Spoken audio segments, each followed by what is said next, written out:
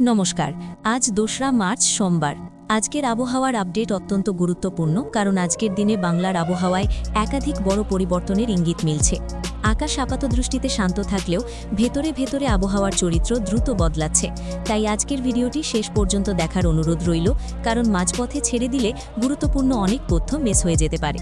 এই মুহূর্তে স্যাটেলাইট ছবি, লাইভ রাডার এবং উইন্ডি অ্যাপের ডেটা বিশ্লেষণ করে দেখা যাচ্ছে বঙ্গোপসাগর থেকে প্রচুর পরিমাণে জলীয় বাষ্প দক্ষিণবঙ্গের দিকে প্রবেশ করছে। একই সঙ্গে উত্তর ভারতের দিক থেকে নামছে শুষ্ক ও তুলনামূলক ঠান্ডা বাতাস।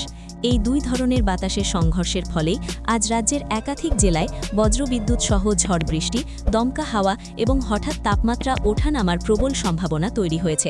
প্রথমে দক্ষিণবঙ্গের বিস্তারিত আপডেট।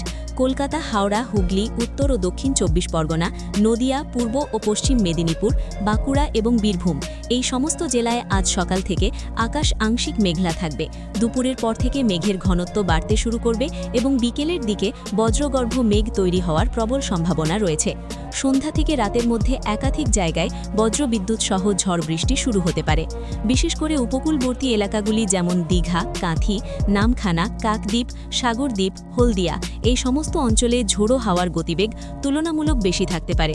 কোথাও কোথাও দমকা হাওয়ার গতিবেগ ঘন্টায় ৪৫ থেকে ৬৫ কিলোমিটার পর্যন্ত পৌঁছতে পারে। এর ফলে কাঁচা বাড়ি, হালকা ছাউনি, গাছের ডাল ভাঙা এবং বিদ্যুৎ সংযোগ বিচ্ছিন্ন হওয়ার আশঙ্কা রয়েছে।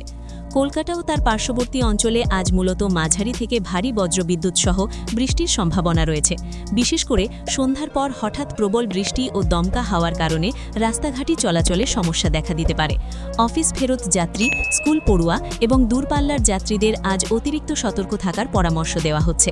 তাপমাত্রার দিকে তাকালে দেখা যাচ্ছে দিনের সর্বোচ্চ তাপমাত্রা আজ দক্ষিণবঙ্গে ২৮ থেকে ৩১ ডিগ্রির মধ্যে থাকবে। তবে ঝড় বৃষ্টি শুরু হলে তাপমাত্রা হঠাৎ ৪ থেকে ৬ ডিগ্রি পর্যন্ত নেমে যেতে পারে। রাতের দিকে আবহাওয়া তুলনামূলক ঠান্ডা অনুভূত হবে। এবার উত্তরবঙ্গের আপডেট। দার্জিলিং, কালিম্পং, জলপাইগুড়ি, আলিপুরদুয়ার, কোচবিহার, উত্তর ও দক্ষিণ দিনাজপুর এই সমস্ত জেলায় আজ সারাদিন আকাশ মেঘলা থাকবে। দার্জিলিং ও কালিম্পংয়ের উঁচু এলাকায় হালকা থেকে মাঝারি বৃষ্টি এবং বজ্রপাতের সম্ভাবনা রয়েছে। পাহাড়ি রাস্তায় কুয়াশা ও মেঘের কারণে দৃশ্যমানতা কমে যেতে পারে। যারা পাহাড়ে যাতায়াত করবেন তাদের ধীরে ও সতর্কভাবে চলার অনুরোধ রইল।